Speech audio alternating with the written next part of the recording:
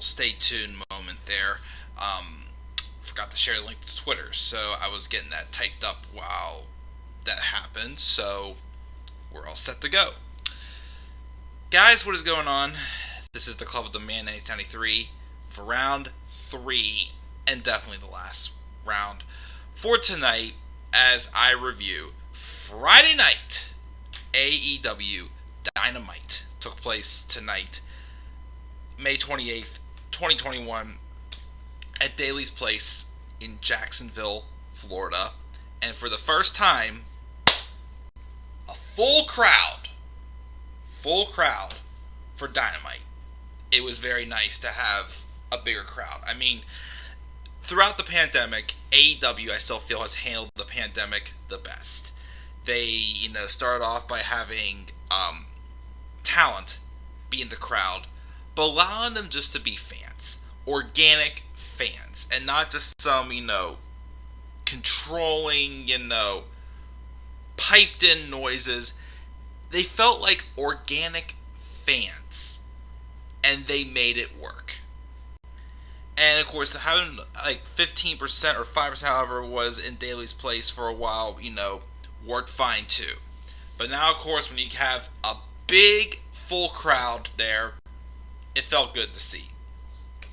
And, I was definitely happy to see that tonight, as, again, this pandemic is slowly but surely coming to an end. And, we're very close to getting back to normal, our normal lives, which is excellent, of course. But yeah, I'm surprised I'm here. It's almost 1:30 in the morning, and it feels like an hour ago I would not have been doing the stream. I was so tired. Still kind of tired, but showers do give me second winds. So I thought I would come up here and just finish off how I thought I would do it and talk about Dynamite tonight. This was the go-home show for this Sunday's pay-per-view, Double or Nothing. I'll be real, I did not get to make the graphics all the time. I didn't even touch them or anything. So I'll probably have to make them tomorrow night, and I'll most likely just wait till Sunday morning to do the preview and predictions for Double or Nothing. Take place on Sunday. And then the Double or Nothing review probably won't be till Tuesday night, because I plan on, as soon as Double or Nothing ends, driving down to my girlfriend's, spend the night. I'm spending the whole day with her on Memorial Day. So that'll probably be just that one more stream if I can somehow squeeze in game my Hell in a Cell card in there, and maybe another Harry Potter Let's Play video, maybe. But other than that, don't expect much from me this weekend. I'm going to be so busy, as I've been so busy anymore in my life. But yeah, let's talk. Let's talk about Dynamite. For Go Home show, it was good. I wouldn't say it was the most mind-blowing, oh my goodness, Go Home show. It was still good at its job. I mean, I'm still excited for Double or Nothing this coming Sunday. But as far as, big time, most memorable Go Home shows, I wouldn't say this was one of the strongest Go Home shows they've had. It was a good show, but as far as a Go Home show, I've seen a little bit better. Hype was a little bit better, I felt, for a Go Home show. But still good, and I am excited about Double or Nothing on Sunday. We have a pretty good card that I think, could, capitalize for the most part pretty good. We have an excellent women's title match coming up. We have a Stadium Stampede fight, a triple threat match for the AEW World title. We have an excellent big man match between Miro and Lance Archer coming up. And we have a couple fun tag matches in there as well. We got the Young Bucks, Moxley and Kingston. We also have Sting, Darby Allin, Scorpio Sky, and Ethan Page. So yeah, like I said, it's pretty exciting. We'll see where it goes to, of course. But let's talk about the show real quick. And we got Tyler in the live chat. He gave the show a B-. He thinks Kenny Omega is overrated, and AEW is greater than SmackDown. True, but SmackDown's still been pretty good lately. It had some interesting points. Much better than Raw, like I said. The only show that I find completely unwatchable is Raw. That's the only show I'd say right now that's not watchable. But yeah, let's roll and talk about the show because I don't have too much time. I want to get to bed. I got a 2.5 hour drive out, 2.5 hour drive back tomorrow. Um, we opened up. Darby Allin had a match with Cesar Bononi, again, former NXT's Future Star Award winner. Yeah, again, the only thing he ever did in NXT was he pinned Andrade Cien Almas, as I always say.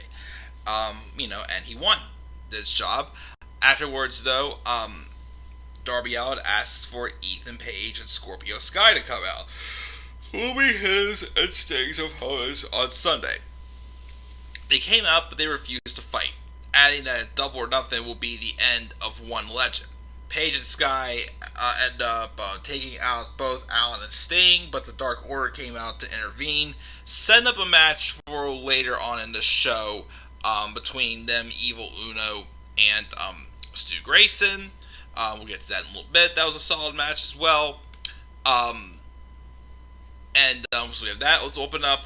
Again, as it's happening, Sting's first wrestling match in front of an actual live crowd, because the one at Revolution was a cinematic match.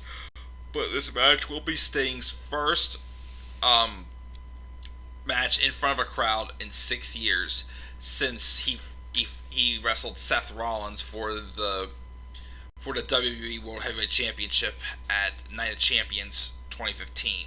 Again, where he suffered that career-ending buckle bomb.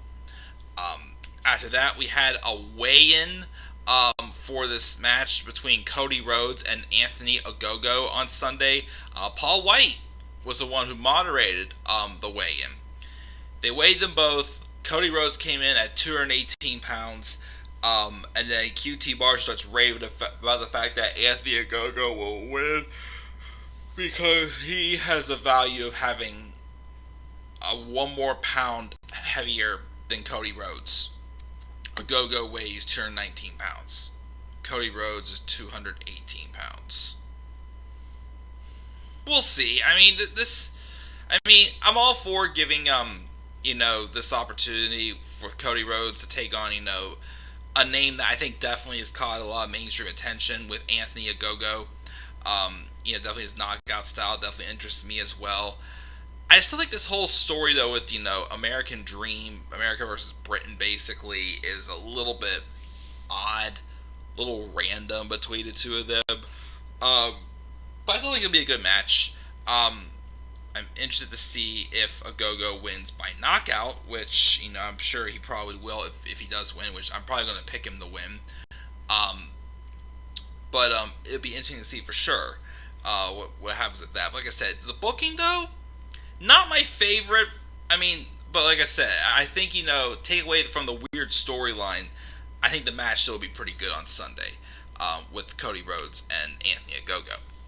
We also have a vignette for Stadium Stampede 2, and it was announced that later in the show, we're going to have this Inner Circle celebration, as this could be the last episode of Dynamite for the Inner Circle, because if they lose this Sunday against the Pinnacle, the Inner Circle must disband and break up and never be a tag team again.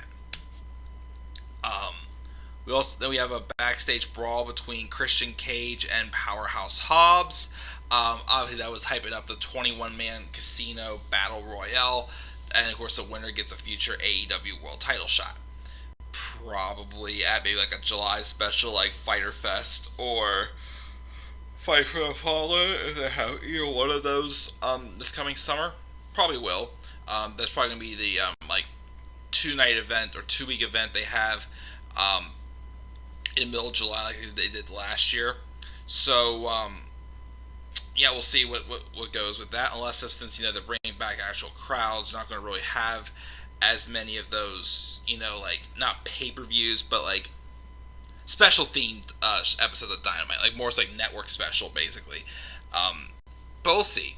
So we'll see how that goes down there. And then speaking of Team Taz, we have Hangman Adam Page take on Joey Janella, who had won 4 of his last 5 matches. Good match there. Hangman got busted open, but he would come back and he would win. And then he has this nice, back and forth exchange with him and Brian Cage. Taz brings out Brian Cage and say hi to Hangman Adam Page. He's surrounded by Team Taz, but Page says he expected more from Cage, basically, saying he's not afraid of him and whatnot. So that'll be another,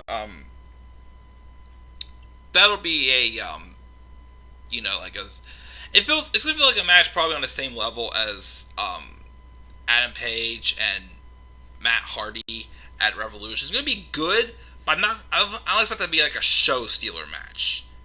But it'll still be good. We'll see what they do with that. Obviously, of course, that might help, elevate Hangman Adam Page a little bit again. As, of course, he suffered one loss already that knocked him down the rankings. So but this week, him getting his win back, as I said, I'm feeling, I don't know if it's going to be too soon or not, because I know I've heard rumors of him going to New Japan to take the title off of whoever, I think Okada, whoever has the world title over there. I saw rumors of Kenny Omega winning a little more gold while he's world champion, so they may not do Hangman Adam Page yet at All Out, even though I feel like he'd probably be the best opponent for Kenny Omega. But we'll have to wait and see.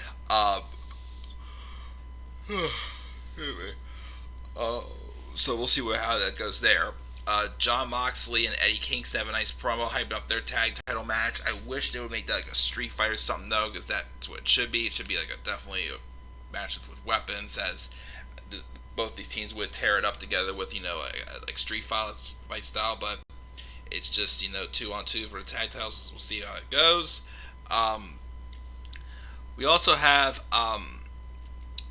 this thing with the three men fighting for the AEW World Championship.